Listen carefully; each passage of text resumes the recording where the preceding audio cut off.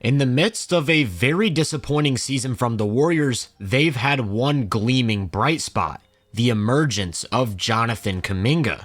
He's now up to 7 straight 20-point games, averaging 25 over that stretch on a ridiculous 69.5% true shooting.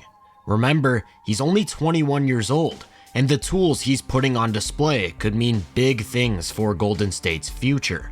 He stands at 6'7", with a lengthy 7-foot wingspan and checks every single box imaginable when it comes to athleticism, so naturally that makes him a force in the open floor. Just look at that straight line speed. How in the world are you supposed to stop that? Oh, I know, by having 4 defenders back, right? Well, not quite, because he finds a way to knife through that and finishes right over Embiid. He's still a huge threat to apply pressure, even against a more set defense. This one's in semi-transition, and notice how instead of playing him tightly, his defender leaves a few feet of space, which he attacks on a drive, getting to the rim for a lay. He's really good at attacking space like this. You'll often see him weaponize his length with this low to high gather step as a way to stride into a lane. And this is a trick that many high-level slashers use to take away a defender's hands. Not literally, but as soon as that arm either drops or extends, by gathering up through it, the refs are pretty much forced to call a foul. Here's an example in transition. When Kuminga starts his drive, he shows the ball low and away, almost baiting Dosunmu into a reach, then brings it up high to draw a couple free throws. In the event that there isn't a lane for him to step into or an arm to attack, he'll just go through his defender. He's amazing at using his lead shoulder to create separation before getting into his finish. He's strong, so he can give defenders a good bump, but the key here is that he only needs about an inch of space before his vertical leap takes care of the rest. Kuminga's genuinely one of the quickest 2-foot leapers I've ever seen. This one starts with a shoulder bump into a spin, and watch Jaren as the helper. He's trying to time up his own jump to meet Kuminga vertically, but by the time he reacts, it's already being dunked. Even the game's very best rim protectors have no idea how to time up their contest. Here it's Brook Lopez, and he's actually still on the floor while Kuminga's releasing the ball. Because he's such a gifted vertical athlete, if given enough space, he'll just use the court as a sort of launch pad. Portis is too busy bracing his body for one of those bumps to realize that Kuminga's just gonna glide over the top of him.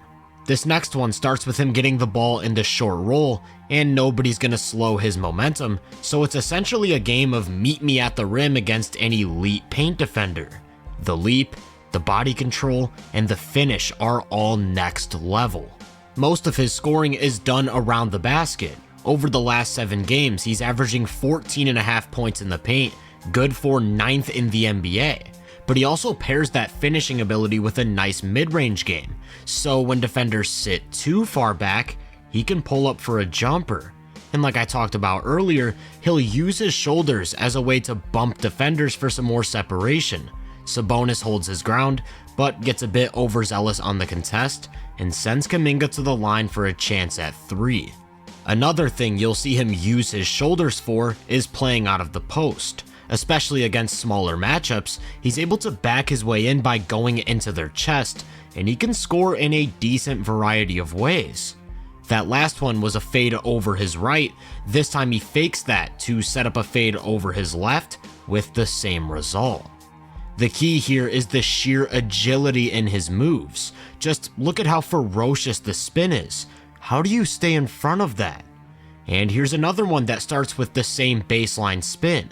This time he's met by help, definitely gets fouled without a call, yet still finishes through it for 2. The on-ball tools are clearly there. He's a good driver, has an in-between game, can operate with his back to the basket, but also has some very noticeable limitations.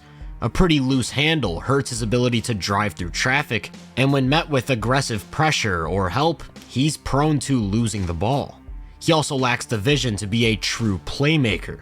It's not that he's an unwilling passer. If he sees an opportunity, he'll make the find and get his teammate a good shot, The problem is his processing.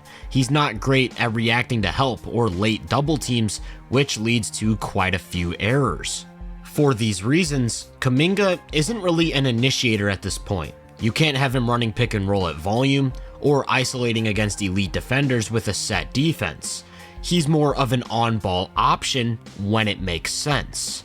In semi-transition or going up against a mismatch, you get the idea, which is why, even though he's been on a scoring tear, in those last 7 games, he's only averaging 44 touches. That's about as much as guys like Nick Claxton, Rudy Gobert, Ivica Zubac. Think about that for a sec, and remember, he's averaging 25 a game during that time. That comes out to over half a point per touch, absolutely absurd. And a lot of it comes from his ability to finish plays as an off-ball weapon. On this one, you're going to see him first set a back screen and counter a switch with a great slip. But that doesn't really lead to anything, so he camps out in the dunker spot. Then Steph gets the ball on a cut, drawing help from Kuminga's man, meaning that there's nobody to keep him from following on the glass. And this time, he's actually the one running off of a back screen. Draymond hits him under the basket, where that 2-foot leap takes care of the rest. Most of his time, though, is spent just simply spotting up in the corner. He's not considered much of a shooter, but it's worth noting that over the last 2 seasons, he's shooting almost 42% on 96 corner three-point attempts. Obviously, 96 shots is a minuscule amount of volume, but it shows that when he's gotten the opportunities, he's capitalized. And because he's also got those on-ball skills, he's developed into a pretty strong off-the-catch scorer. This time he puts it down and hunts for a lane to the basket. But on this next one, he doesn't really have an angle to the rim and decides to instead fall back on that mid-range game. The main reason they put him in the corner, though, is so that he can operate the baseline as a cutter. He's a huge lob threat, itching to get above the rim and finish any advantages that the Warriors create. I know the team hasn't been having a good season by any means, but if you were to make a 21-year-old in a lab to fit the Warriors system, whatever you come up with would have to be close to Kuminga. The transition game fits their high-octane approach, his slashing gives them some much-needed rim pressure, and he's a huge interior finisher when playing away from the ball. What more could you ask for? Maybe I can use some numbers to convince you. Since January 1st, Kuminga's played over 30 minutes a game, his first ever stretch with serious starter minutes, and Golden State scored almost 124 points every 100 possessions, good for second in the NBA. Typically, that type of offensive production leads to lots and lots of wins. If it weren't for the team also being by far the worst defense in the last month. Look, you can point to any number of issues, but I don't think Kuminga's one of them. He has some tools that would really shine in a functioning defensive environment.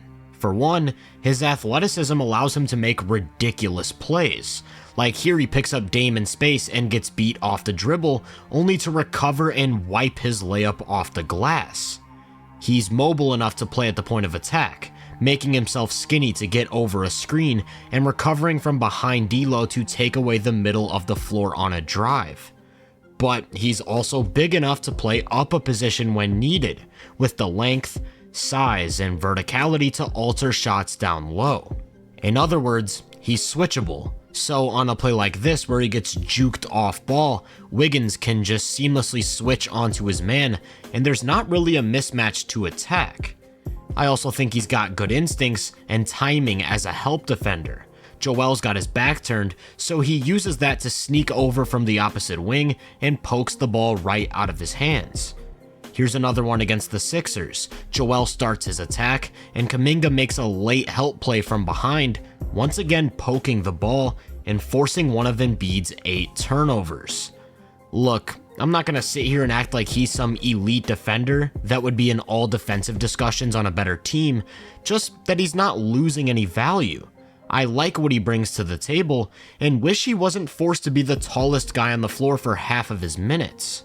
So, in totality, you take this athletic, tooly defender and pair it with everything I talked about on offense to get a 21-year-old who's on a tear right now.